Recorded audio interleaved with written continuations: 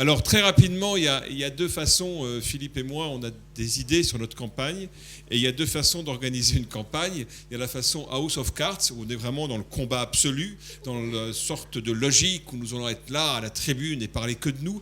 Et il y a ce que Philippe et moi nous proposons dans la réunion du barreau, c'est d'être à l'écoute. Voilà. Et d'être à l'écoute. Et dans un sujet aussi important que celui que nous allons évoquer aujourd'hui, on ne peut que être à l'écoute. Et à l'écoute de Elle Active, c'est exceptionnel.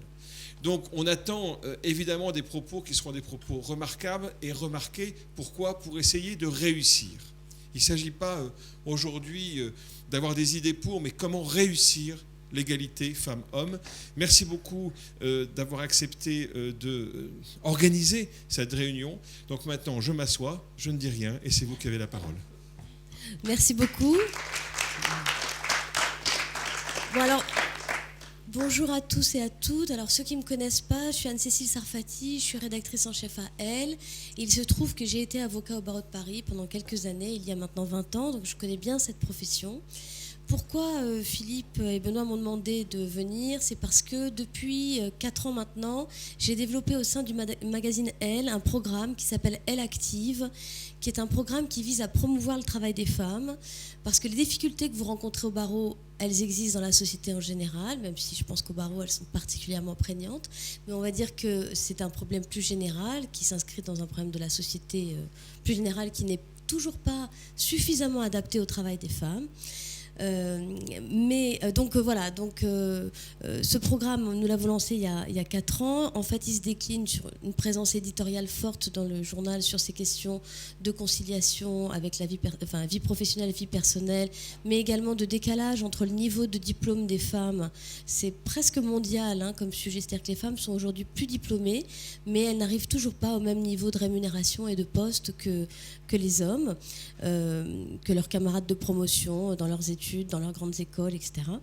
Et donc ce décalage fait qu'on traite de ce sujet d'une façon plus appuyée dans le journal, parce que nous avons fait les États généraux de la femme en 2010 et que nous est remonté du terrain, quand on est allé interroger les femmes dans toute la France, la même problématique, c'est-à-dire je ne comprends pas ce décalage entre mes diplômes et ma carrière réelle, et également la difficulté de conciliation vie personnelle, vie professionnelle, qui du coup vient entraver la progression des femmes dans la carrière.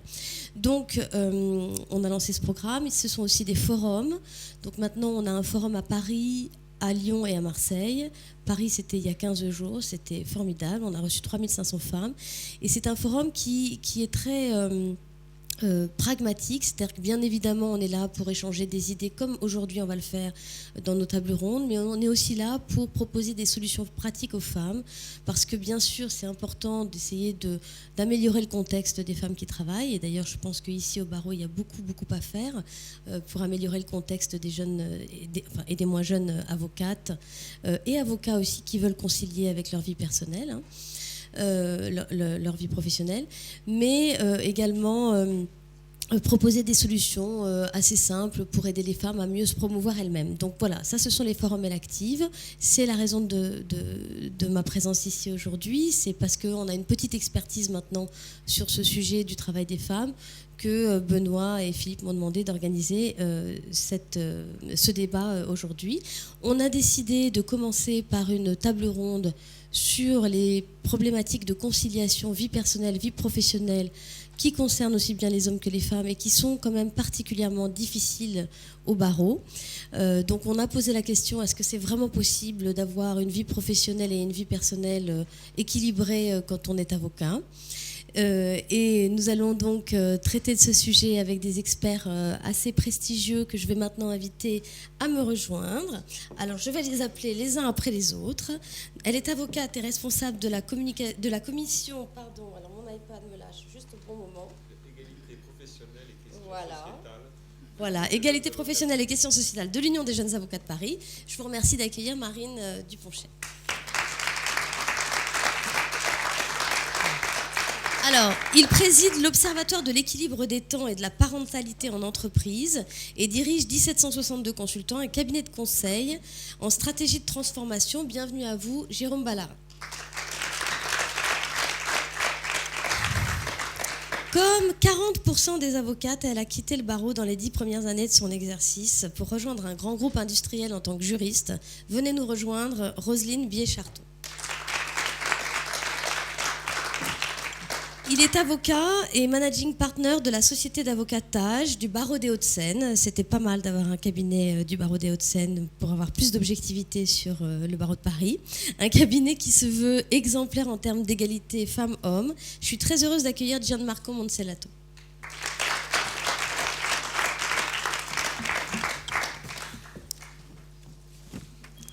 Merci Clémence. Alors Clémence ne fait pas que porter les papiers, elle est journaliste et elle travaille avec moi sur Elle Active depuis l'origine. Et là aujourd'hui elle me soutient dans cette mission difficile. Alors, je voudrais qu'on commence par vous Marine. Donc vous faites partie de l'UJA de Paris. Vous avez mené qui a mené une enquête fin 2011 auprès des collaborateurs et collaboratrices du barreau de Paris. Et il en ressortait que 90% des avocats interrogés estimaient que les femmes évoluent moins vite au barreau en raison de l'idée que se font les cabinets des conséquences d'une éventuelle maternité. C'était en 2011. Est-ce que les choses ont bougé ou est-ce qu'on assiste toujours au barreau à ce qu'on appelle un véritable délit de grossesse en fait ? Alors, je pense que les choses sont en train de bouger, mais qu'elles n'ont pas encore beaucoup évolué. Par contre, tout le monde maintenant est assez conscient du problème. La preuve, aujourd'hui, dans le cadre de la campagne, l'événement qui a lieu, et que finalement, au jour d'aujourd'hui, on comprend qu'on ne peut plus être dans un déni de parentalité qui touche à la fois l'avocate qui devient maman, mais également l'avocat qui va devenir papa. Et c'est l'avocat qui va devenir papa, à mon avis, sur lequel il faut particulièrement prêter attention, parce que c'est en rééquilibrant la vie personnelle et en faisant que les papas puissent pleinement s'investir dans leur vie familiale qu'on donne du temps à la mère pour qu'elle puisse s'investir dans sa carrière. D'ailleurs, on a parlé de 40% de départ de femmes du barreau de Paris dans les 10 premières années, mais il y a 20% d'hommes qui s'en vont. 20% d'hommes, oui, il n'y a pas que les femmes qui s'en vont, mais il y a 2 fois plus de femmes qui partent que les hommes. Encore parce que la charge, je dirais, de famille est encore aujourd'hui plutôt supportée par les mères plus que par les pères. Alors il y a un service SOS collaborateur, oui. Voilà, à l'UJA qui reçoit pas mal de demandes concernant justement les problématiques de grossesse. Voilà. Est-ce que vous pouvez nous en dire un mot ? Donc SOS collaborateur, c'est donc un service de l'UJA qui permet à tout collaborateur qui rencontre des difficultés dans le cadre de sa collaboration d'appeler, de poser des questions et d'avoir des réponses. Et dans le cadre de ce service, on s'est rendu compte qu'il y avait un certain nombre de comportements tout à fait abusifs qui avaient lieu et qui continuaient d'avoir lieu. Typiquement, je reviens de congé maternité et on met fin à mon contrat de collaboration alors que ça fait 5 ans que je suis dans le cabinet. Normalement, il y a une protection pendant 2 mois. Alors maintenant, il y a une protection qui a été établie, oui, pendant les 2 mois qui suivent le retour de congé maternité, comme de congé paternité d'ailleurs, où on ne peut plus mettre fin au contrat de collaboration. On pourrait aller plus loin en disant que quand on met fin à un contrat de collaboration au retour de congé maternité ou de paternité, il faut que, en fait, faire une exception. C'est plus une rupture ad nutum, donc sans motif, mais qu'il faut le signaler à l'ordre et que l'ordre peut poser des questions au cabinet pour savoir pourquoi cette collaboratrice, ce collaborateur dont on était très satisfait pendant un moment, a subitement vu son contrat de collaboration être rompu au retour d'un congé mat ou d'un congé pat. Et ça n'est pas le cas actuellement ? C'est une proposition de l'UJA, pour l'instant ça n'est pas le cas. Très bien. Roselyne, vous confirmez que c'est difficile d'être enceinte au barreau ? Alors, être enceinte c'est difficile au barreau. Moi, pour parler de moi, j'ai eu mes 2 enfants en cabinet. J'ai exercé dans 2 types de cabinets, un cabinet anglo-saxon, un cabinet franco-français et un autre cabinet franco-français. C'est difficile. Je dirais que le métier d'avocat est un métier difficile. C'est un métier que j'ai adoré pratiquer. C'est un métier qui demande une implication énorme et qui, je trouve, donne aussi d'énormes satisfactions. Donc c'est un métier difficile. Oui, c'est un métier de passionné. C'est voilà. Un métier où on compte ses heures et tout ça. En fait, on les compte parce qu'il faut les compter. Oui, pour les facturer. Voilà. Mais effectivement, on compte pas ses heures. Donc oui, c'est difficile d'être enceinte au barreau. Moi, j'étais dans des cabinets où les associés n'étaient que des hommes. Donc les associés, c'était ma hiérarchie forcément. Donc voilà, c'était même si eux-mêmes avaient des enfants. Mais clairement, voilà, vous pouvez parler un peu clairement, c'est-à-dire c'était mal pris quand vous avez annoncé. C'est-à-dire que ma grossesse, je pense, a été clairement un frein à ma carrière, un frein à toute augmentation de salaire, ça c'est clair. Rétrocession. Oui, pardon. c'est la vie en entreprise qui m'a contaminée. Donc oui, effectivement, ça a été un frein, mais je dirais que je le perçois aujourd'hui avec le recul. Je ne l'ai pas perçu forcément sur le moment. Et c'est vrai que voilà, on travaille un peu jusqu'au dernier moment. Et puis on est envoyé plaider des dossiers alors qu'on est enceinte de 8 mois et demi. À Créteil, oui, il n'y a pas tellement d'organisation de la grossesse des. Moi, dans les cabinets où j'étais, non, il n'y avait aucune organisation. Voilà, donc c'était. De toute façon, je trouve que c'est un métier où il n'y a pas vraiment de management. Donc c'est très intuitu, personné. C'est vraiment la relation qu'on a avec son patron. Et moi, j'avais qu'un seul patron. On était dans un cabinet où il y avait plusieurs associés, mais moi, j'avais un patron. Donc même si l'autre trouvait ça scandaleux c'est mon patron qui décidait. Gianmarco, comment ça se passe chez Tage quand une collaboratrice est enceinte ? Alors peut-être faire un mot d'introduction avant de répondre à la question qui est facile pour nous, mais c'est pas le barreau des Hauts-de-Seine qui vient donner le son au barreau de Paris, soyons clairs, c'est pas ça du tout. Non, mais c'est pas ce que j'ai voulu dire, pardon. Et Tage ne se considère pas comme exemplaire, parce que culturellement, on ne se considère jamais exemplaire sur rien. La seule raison pour laquelle je suis là, dans une campagne où je suis par nature neutre, parce que je ne suis pas du barreau, c'est qu'il y a 3 ans, l'ONU nous a décerné un prix d'exemplarité pour la parité homme-femme. C'est pour ça que vous êtes là. Et donc, depuis qu'on a ce prix, je me sens obligé de porter la bonne parole, alors qu'avant, on n'en disait rien, parce qu'on estimait que c'est un avantage compétitif d'avoir une parité homme-femme qu'on ne désirait pas forcément partager avec les confrères, mais néanmoins concurrents. Maintenant, le prix de l'ONU, qui est un événement effectivement à la fois très fort et important, nous oblige, et c'est bien normal, à échanger sur ce qu'on a pu faire pour y arriver. Donc le congé maternité, effectivement... Attendez, peut-être qu'avant, excusez-moi, peut-être pour le public qui ne le sait pas forcément, pouvez-vous dire ce que c'est que Tage, combien vous avez de personnes, cabinet d'avocats, et ça répond un peu à votre question aussi, c'est une ETI, une entreprise de taille intermédiaire, parce que c'est 450 personnes, toutes salariées, et des avocats y compris, dont 300 professionnels, essentiellement les avocats, mais on a aussi quelques experts ingénieurs, économistes, qui travaillent sur certains domaines dont on a besoin.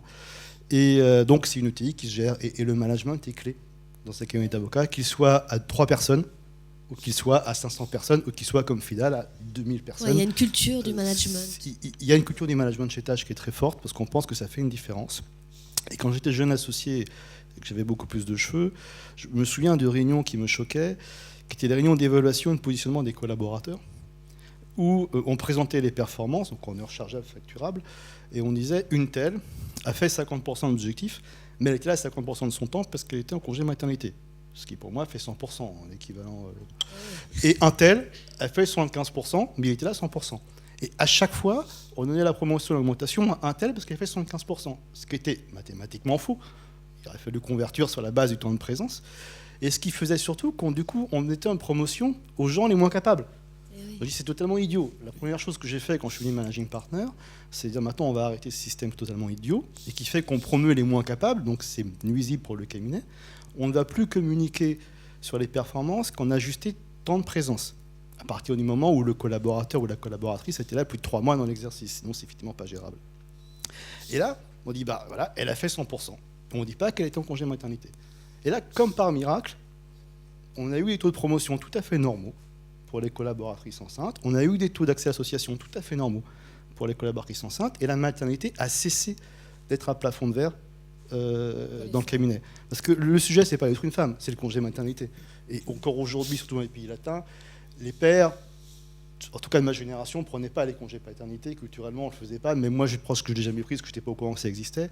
Les jeunes générations sont plus intelligentes. Mais les anciennes, elles étaient comme ça. Donc le sujet, c'est vraiment le congé maternité. Et si on arrive à le gérer, en s'assurant une égalité des chances, on a la parité. Et surtout pour le cabinet, on est sûr qu'on a promu les meilleurs, ce qui est une base du management.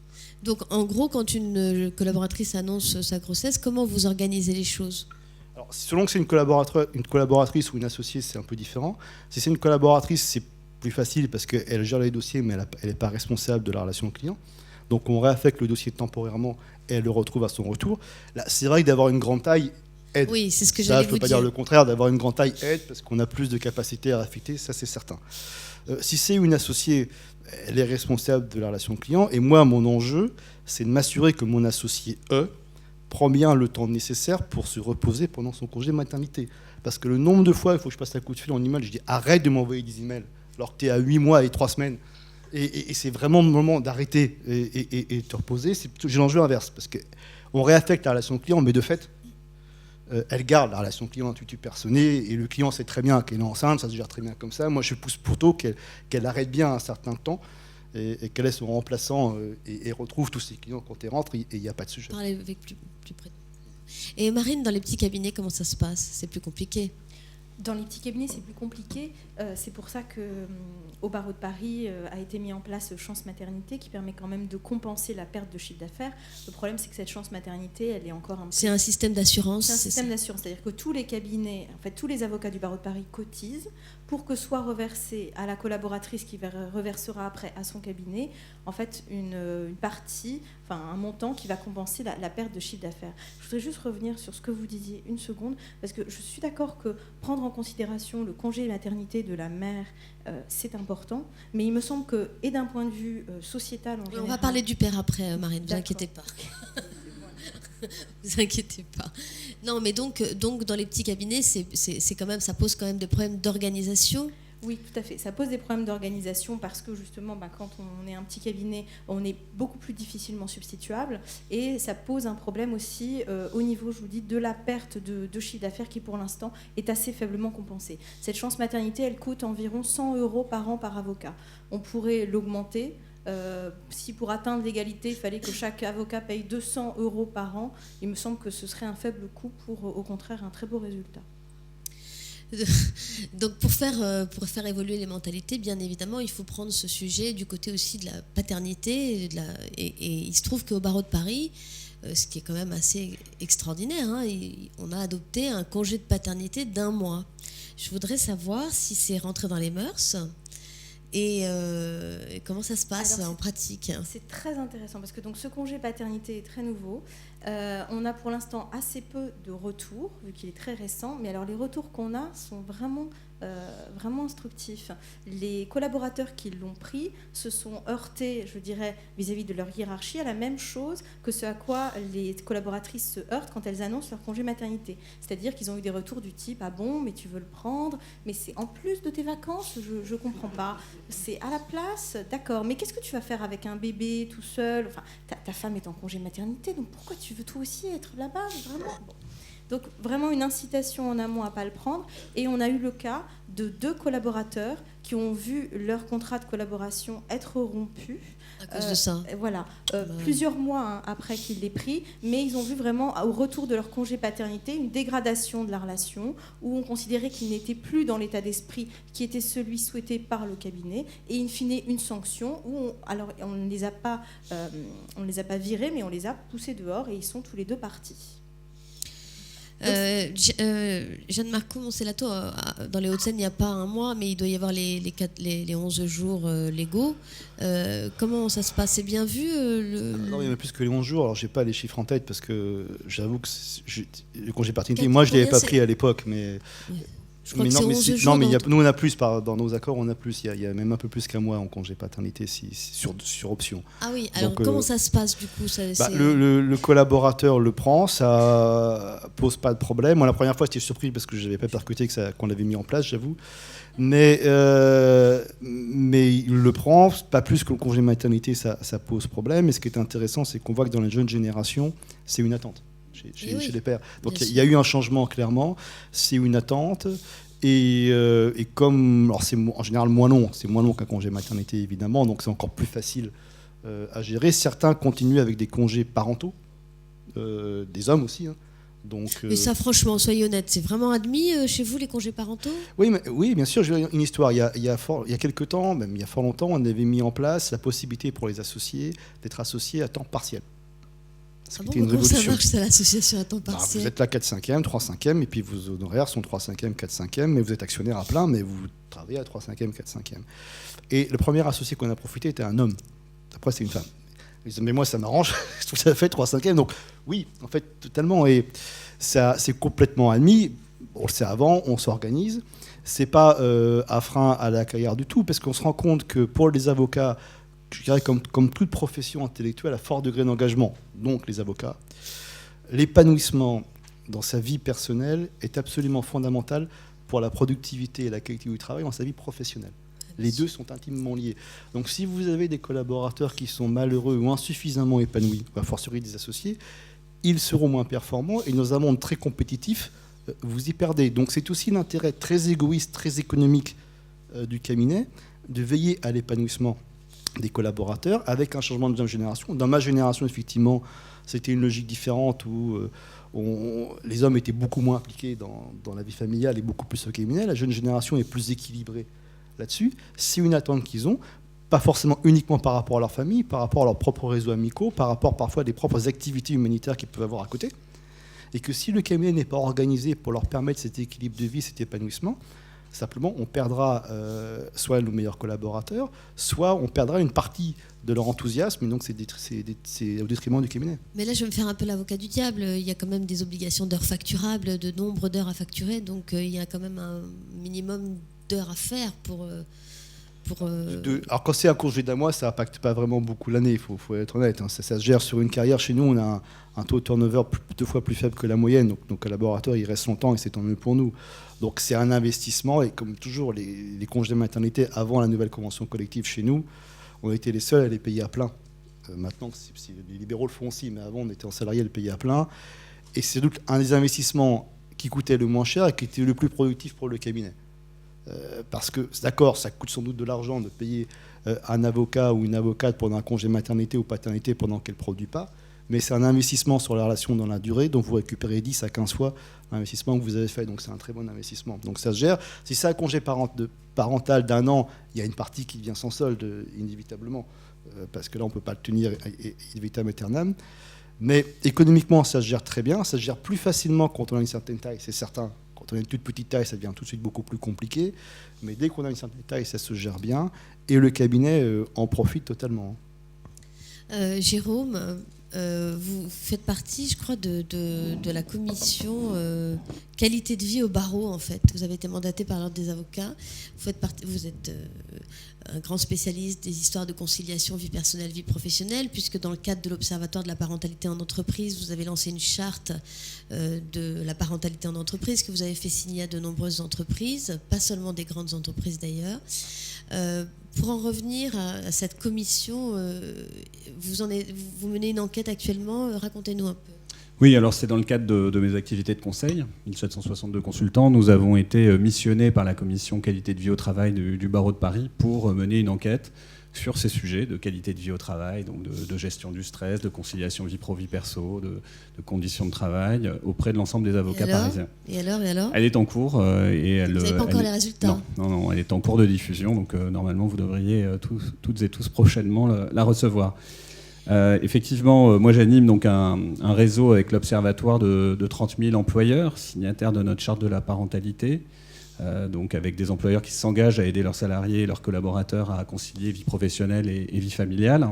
Et on a des grands réseaux d'avocats, Deloitte, je crois que vous êtes associé au réseau Deloitte, si je ne me trompe pas, Tage, des grands réseaux type donc Deloitte, EY, mais également des petits cabinets d'avocats. Voilà, c'est ça qui m'intéresse plus, parce que bien évidemment les grands cabinets c'est formidable, mais c'est pas l'essentiel du barreau, et il y a énormément de cabinets qui sont des PME, voire des TPE, et j'aimerais que vous nous disiez votre regard à vous sur la parentalité, enfin voilà, sur votre culture de la parentalité dans des petites entreprises, dans des petites structures. La moitié donc des 30 000 employeurs de notre réseau sont des PME et des TPE. On a des sociétés, je pense à une société d'assurance à Clermont-Ferrand, d'une quinzaine de collaborateurs et collaboratrices, dont la dirigeante a décidé d'avoir une politique très active de soutien de la parentalité, notamment d'aide à l'accueil des jeunes enfants, en mettant à la disposition dans les murs de l'entreprise une salle d'accueil pour les enfants que les salariés... Un problème de garde ou... Voilà, exactement, qui peut être utilisé. Alors quand on a des ados qui peuvent venir en fin d'après-midi après l'école faire leurs devoirs, etc. Donc c'est très entreprise très familiale au sens moderne du terme, Voilà, c'est une petite société. C'est peut-être plus réalisable dans une entreprise à Clermont-Ferrand où le prix du mètre carré, peut-être pas celui de Paris ou de la Défense. Mais oui, alors on peut prendre aussi un exemple d'une agence d'aide au recrutement, hein, société de services, qui compte une vingtaine de collaborateurs et dont le dirigeant me racontait dernièrement qu'il y a 7-8 ans, une première collaboratrice est venue le voir pour lui demander de travailler à 4/5e et il s'est enflammé en lui disant « mais tu n'y penses pas dans nos métiers, il faut une disponibilité permanente, etc. » La collaboratrice en question n'a pas lâché l'affaire, elle a avec tact su défendre sa demande pas à pas, qui a finalement été acceptée. Et aujourd'hui, ce dirigeant reconnaît, constate que la moitié de son équipe travaille à temps partiel. Est-ce qu'il y a des hommes à temps partiel ? Oui, il y a des hommes également. Et que souvent, ces personnes, pour compenser la perte de salaire fixe, sont beaucoup plus efficaces pour gagner en rémunération variable, parce qu'elles ont perdu en rémunération fixe, et ce qui est une excellente démonstration du fait que le temps de présence n'égale pas la performance. Alors c'est vrai que dans vos métiers où vous comptez, c'est la caricature, hein, le moindre quart d'heure, c'est peut-être un peu différent, mais c'est vrai que moi je me bats contre cette culture du présentéisme en France qui veut que partir après 20 heures, c'est un signe de motivation, d'implication pour son employeur, alors que dans les pays anglo-saxons, c'est plus un signe d'inefficacité. Et ça pénalise beaucoup, notamment les femmes et toutes celles et ceux, et les hommes sont de plus en plus nombreux, également à avoir envie tout simplement d'un équilibre de vie, d'ailleurs qu'on soit parent ou pas. Hein, on peut militer dans une association, faire du sport, voir ses amis. Tout ça contribue, comme vous l'avez dit, à un bon équilibre et certainement à une meilleure performance aussi des équipes. Marine ou Roselyne, d'ailleurs, l'une des deux ou les deux, le présentéisme est encore très en vigueur quand même dans les cabinets, c'est-à-dire cette pratique, en fait, c'est même pas forcément pensé, mais en fait, cette culture de l'entreprise qui consiste à récompenser les gens au nombre d'heures de présence, pas facturée, hein, mais de présence sur le lieu de travail. Est-ce que c'est quelque chose qui est encore très prégnant dans la profession d'avocat ou est-ce que c'est en train de bouger, ça ? Sur le présentéisme, je dirais que ça bouge un peu. C'est-à-dire qu'on peut travailler de chez soi. Par contre, sur le nombre d'heures facturables qui est très élevé et qui est difficilement parfois atteignable, ça ne bouge pas, parce que ça, c'est la rentabilité des cabinets. Donc concrètement, il peut y avoir dans des cabinets, par exemple, des grosses structures, un départ, entre guillemets, à 19h des parents qui vont s'occuper des enfants, mais qui après se reconnectent de 22h jusqu'à minuit ou 1h du matin. Donc oui, on peut travailler à distance, après on travaille le même volume d'heures. Donc je dirais que c'est un pas intéressant, mais après, faut voir aussi sur le long terme, c'est-à-dire que si on fait ça toute la journée jusqu'à 19h, on travaille intensément, puis on s'occupe de ses enfants 2 heures, puis on retravaille jusqu'à 1h du matin, à un moment on s'épuise. Oui, vous me disiez quand on a préparé qu'il y avait que vous aviez le sentiment qu'il y avait beaucoup de burn-out au barreau de Paris. Vous avez des chiffres là-dessus ? Il y a des chiffres qui existent ? Moi, je n'ai pas de chiffres. J'en ai cherché, je n'en ai pas trouvé. Je ne pense pas qu'il y ait de statistiques, ou en tout cas on ne me les a. Ah bah visiblement il y en a. Ça existe ? Il y a des chiffres ? Il y a eu une enquête INSERM il y a quelques années, mais. D'accord, je l'ai. Mais peut-être que Jérôme, peut-être qu'il y aura des chiffres nous, sur le on va burn-out. sortir Vous des allez chiffres, pouvoir mais sur le mesurer un peu les burn-out, choses là, avec pas votre forcément enquête. sur le burn-out, même si on va interroger quand même aussi les avocats sur leur ressenti, donc on va pouvoir cerner un degré de fatigue, d'épuisement, au contraire d'équilibre. Vous étiez épuisée quand vous avez quitté le barreau ? Non, j'étais pas épuisée. Moi, je suis partie dans une entreprise qui était la cliente de mon patron, donc c'était. Ouais. Vous vous êtes fait embaucher par votre client, en fait. Ouais. Je connaissais les dossiers, je connaissais l'équipe, et c'est pas un choix par défaut que j'ai fait. Et je suis contente de l'avoir fait aujourd'hui. C'est vrai que quand j'ai annoncé que j'allais partir, les réactions des avocats, c'est vrai que ça a été de me dire écoute, on comprend que tu laisses tomber puisque tu as des enfants. Et donc, pour une femme, c'est trop dur ce métier, quoi, en fait. Et effectivement, on m'a dit c'est un métier qui est très difficile pour une femme. Et en fait, moi, je considère que c'est un métier difficile, mais c'est un métier qui est difficilement conciliable avec la vie privée. Mais c'est pas un métier qui est difficile pour les femmes. C'est pas un métier plus difficile pour les femmes que pour les hommes. Moi, je l'ai pas senti comme ça, en tout cas. J'ai juste... mon ressenti, ça a été plutôt une espèce de négation de ma vie privée. Voilà, Ouais, c'est plus ça, Et en vous, fait. vous avez le sentiment que c'est la même chose pour les jeunes avocats, en fait. Et pour moi, la vie privée, c'est pas une affaire de femmes ni d'hommes. Comme vous disiez tout à l'heure, on peut ne pas avoir d'enfants, on peut avoir toutes sortes d'activités. Et aujourd'hui, je fais partie d'une équipe, on est 4 anciens avocats, 2 hommes, 2 femmes. Les Donc on peut hommes, dire où vous travaillez? Oui, je travaille chez Total. Voilà. Dans la direction juridique. Direction juridique groupe, je m'occupe des grands contentieux de Total. Et donc voilà, on est 4 anciens avocats, 2 hommes, 2 femmes. Les femmes partent pas forcément plus tôt que les hommes, chacun son organisation. Il se trouve qu'on a tous des enfants, mais voilà, on est tous organisés différemment. J'ai pas l'impression d'être moins efficace aujourd'hui que je ne l'étais avant.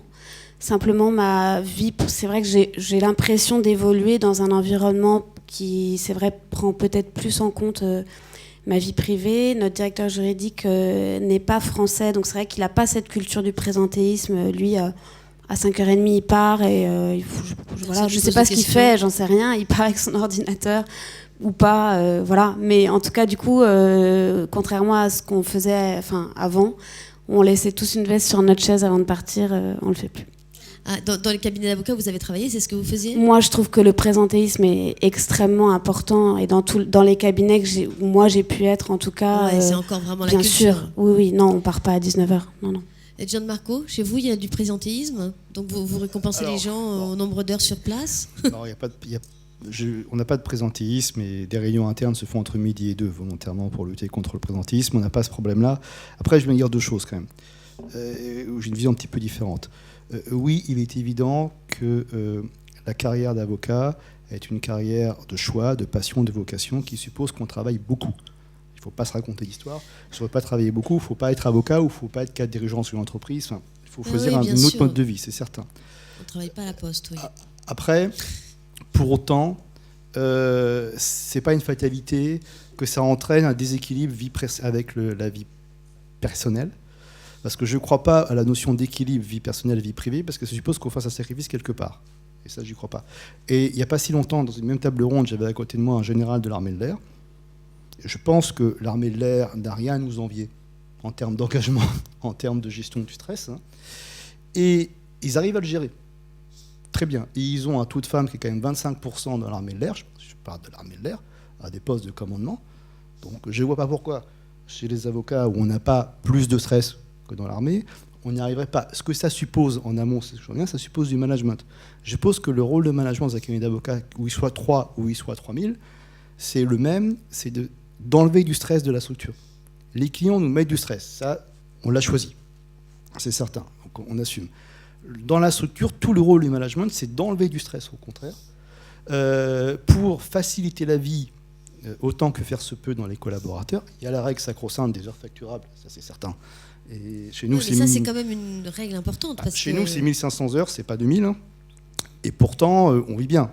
Mais ça suppose une assez bonne organisation, que les 1500 heures elles soient facturées, recouvrées, et que les collaborateurs soient bien formés. Mais aujourd'hui, comme hier, personne n'est prêt à faire un sacrifice s'il a le choix entre sa vie privée ou sa vie professionnelle. Il faut trouver un équilibre des deux, ce qui suppose une porosité. Alors oui, ça suppose qu'on se reconnecte assez souvent à 21h, 22h, inévitablement. Ça suppose aussi qu'on prend des breaks. Hein.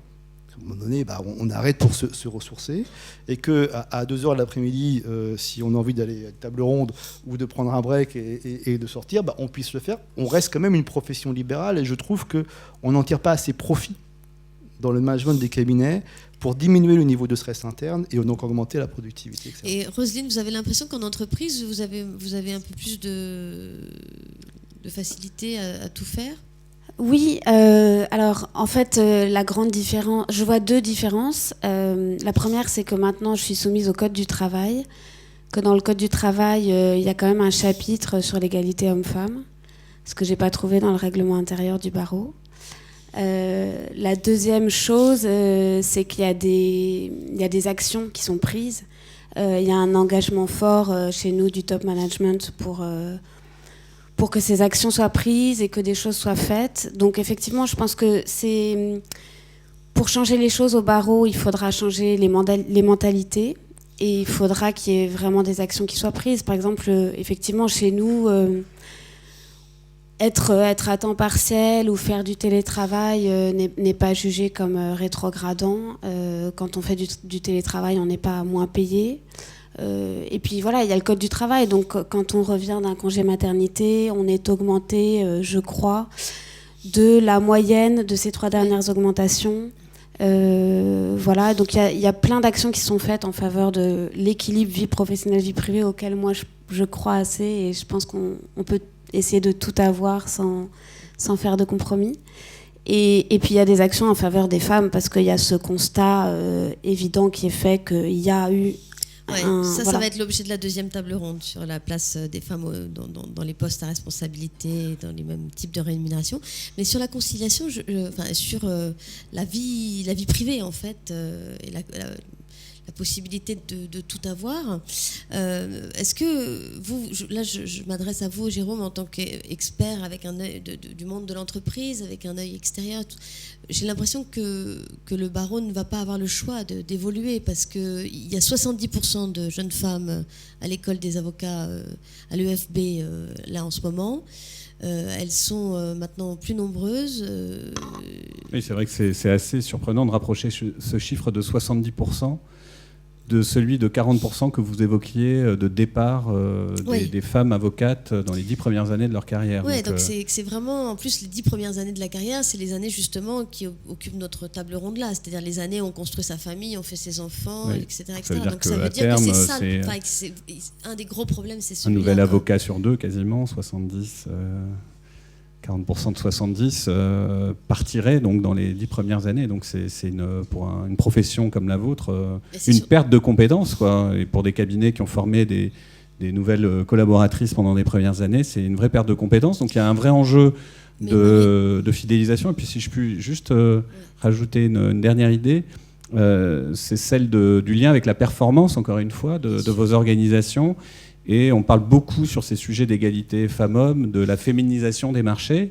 Je vois madame à côté qui, après avoir été avocate, est devenue juriste chez Total.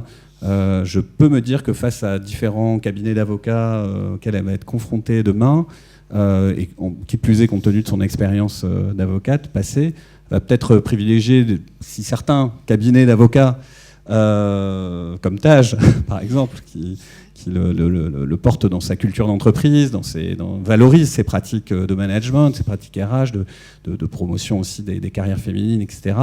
Eh bien, c'est vrai que ces cabinets-là se dotent d'un avantage concurrentiel par rapport aux autres cabinets. Et ça, on le retrouve dans pas mal de secteurs d'activité. Moi, je travaille beaucoup, par exemple, avec le groupe Bouygues, dans tout ce qui est BTP. On voit que également leur écosystème se féminise. De plus en plus d'architectes sont des femmes architectes. Bon, ça, ce sont des partenaires, mais même les clients deviennent des clientes, des directeurs deviennent des directrices des achats dans des grandes communautés territoriales qui sont donneuses d'ordre sur des gros chantiers. On peut imaginer qu'un groupe comme celui-là ne peut pas rester immobile sur ces sujets. Si un concurrent bouge et féminise son image, ça peut être vraiment très embêtant. Je pense aussi à Renault, Carlos Ghosn, qui je suis co-auteur d'un ouvrage sur l'implication des hommes en faveur de la mixité. Valérie, qui interviendra, était également aussi impliquée dans cet ouvrage. Donc Carlos Ghosn est interviewé dans ce livre. Et oui, ça s'appelle mixité quand les hommes s'engagent. Explique qu'en fait, 6 clients aujourd'hui sur 10 de Renault sont des clientes. Donc l'acte d'achat d'une voiture aujourd'hui, c'est un acte majoritairement féminin.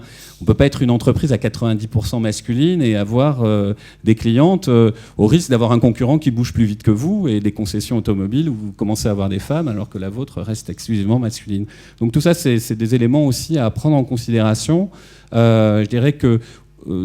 Voilà, et je conclurai juste par ça, par 2 idées clés finalement. Autour de cette question de l'égalité femmes-hommes, il y a 2 questions qui se cachent finalement. La performance économique, je viens d'en parler, et puis également les hommes, les jeunes hommes, parce que voilà, aujourd'hui il y a une vraie volonté aussi des hommes d'avoir un engagement paternel et un bon équilibre de vie. Donc voilà, on travaille finalement pas que pour les femmes, pour voilà, un sujet purement, on va dire, social ou secondaire. Non, non, c'est un sujet qui est très stratégique aujourd'hui. Gianmarco, vous voulez ajouter quelque chose ? Oui, je pense que je suis tout à fait d'accord avec ce qui vient d'être dit. Le point, c'est que depuis le prix de l'ONU, je fais un certain nombre de ces tables rondes, et pas forcément que chez les avocats, mais de manière générale dans les pays occidentaux. Et ce n'est pas le cas des pays de l'Est, qui sont beaucoup plus avancés que nous. Je parle de la Chine et d'autres. Mais dans les pays occidentaux, les dirigeants restent très majoritairement des hommes. Et quand je vois le nombre de programmes en faveur de la diversité et de la parité homme-femme dans les entreprises, quand on fait un programme, ça veut dire qu'on ne veut rien faire. Ça veut dire qu'on envoie le message que le problème est avec les femmes. Le problème n'est pas avec les femmes, il est avec le management. S'il n'y a pas assez de femmes dans les comités exécutifs. Donc ce n'est pas un programme qu'il faut faire. Il faut changer le management. Et donc, quand je parle à ça, j'ai souvent des gens qui m'écoutent poliment, mais qui disent c'est bien de le faire, c'est une obligation éthique de le faire. Mais je dis c'est au-delà de l'éthique aujourd'hui. C'est même si vous ne croyez pas un mot de ce que je vous dis, vous avez intérêt à le faire parce que c'est un enjeu de compétitivité. Oui, c'est un enjeu économique. Vous allez juste perdre des parts de marché, vous allez juste perdre des clients. Allez en Chine aujourd'hui, allez en Russie aujourd'hui, allez en Asie du Sud-Est aujourd'hui. Les dirigeants sont à moitié des femmes quasiment. Et si on reste dans une logique d'hommes blancs européens qui dirigent l'économie, on va devenir aussi obsolète que les dinosaures très très vite. Donc au-delà de l'obligation morale qu'en est une, c'est devenu une obligation économique qui s'applique à nous comme à toute profession dans l'économie. Très bien. Écoutez, merci à tous. Marine veut encore dire un mot, je pense. Un dernier mot, parce qu'après, on va faire peut-être des questions avec la salle. Que quand on en est convaincu, ou quand on est dans une grande société ou un grand cabinet d'avocats, qu'on peut mettre en place une politique de management, c'est facile. On a un problème au barreau, c'est la dissémination des cabinets petits et moyens. Et quand vous avez un associé qui a, je dirais, un raisonnement assez archaïque et que vous êtes son collaborateur ou sa collaboratrice, votre situation est difficile, même si la société va dans un mouvement. Vous, au quotidien, vous subissez quelque chose de très dur. Et là se pose vraiment la question de l'ordre, du rôle de l'ordre qui veut jouer en amont, dans l'information, dans la communication avec ces cabinets-là, et en aval, dans la sanction vis-à-vis des comportements indélicats, pour rester avec un terme... Dans la formation aussi à l'EFB, oui. Oui, ça c'est un vrai sujet, en effet. Ça, c'est une vraie spécificité de nos professions, parce que chez Orange, on peut insuffler une politique. Mais dans les cabinets, dans des petits et moyens cabinets disséminés à Paris, c'est beaucoup plus difficile. Très bien, écoutez, on arrive au terme de cette première table ronde. On va faire quelques questions dans la salle, s'il y en a. Et puis après, sinon, on va enchaîner sur la deuxième table ronde. Est-ce qu'il y a des questions dans la salle ? Bon, pas de questions du tout ? Si, là-bas il y a un monsieur, j'ai pas mes lunettes, je vois rien. Bonjour, Paul Lignard, je suis avocat, je vais intervenir dans la, après, dans la deuxième table ronde, mais là je pose une question simplement, et en particulier à Gianmarco Monselato, parce que moi je me pose toujours la question, on nous dit toujours que c'est la diversité et la parité sont synonymes de compétitivité. J'allais dire, si ça se savait, si c'était si évident, pourquoi tout le monde ne le fait pas ? Donc, ma question, c'est est-ce qu'on peut aussi essayer de parler clair sur les blocages, sur qu'est-ce qui fait que ça bloque et que ce message n'est pas compris ? Mais ça, on va en parler peut-être dans la deuxième table ronde. Je ne sais pas, vous pouvez répondre, mais on en parlera tout à l'heure. L'obstacle principal, c'est que dans les économies occidentales, la compétitivité n'est pas encore un enjeu majeur. On promeut les gens parce qu'ils ressemblent aux chefs. Et notamment en France, et n'étant pas français d'origine, je suis toujours marqué par le culte du chef, qui est beaucoup plus marqué en France que dans d'autres pays. Et le culte du chef génère une monogamie des promotions, qui pose aussi des questions de compétitivité au niveau macroéconomique. Et je pense qu'avec l'ouverture de l'économie et avec plus de compétition, nécessairement, on va s'améliorer sur ce point. Je pense que c'est fondamentalement l'héritage d'une économie fermée, pour nous, d'une profession qui a longtemps été relativement protégé de la concurrence, c'est plus le cas du tout, parce qu'on est largement concurrencé en tant qu'avocat par d'autres professions et entre nous-mêmes. Et l'impératif de compétitivité entraîne la vertu sur ce sujet, pour moi. On va continuer à parler de... Elle est là, Claire ? Bon, ok, très bien. Bon, alors écoutez, merci à tous les quatre. On n'a peut-être pas pu tout... Voilà.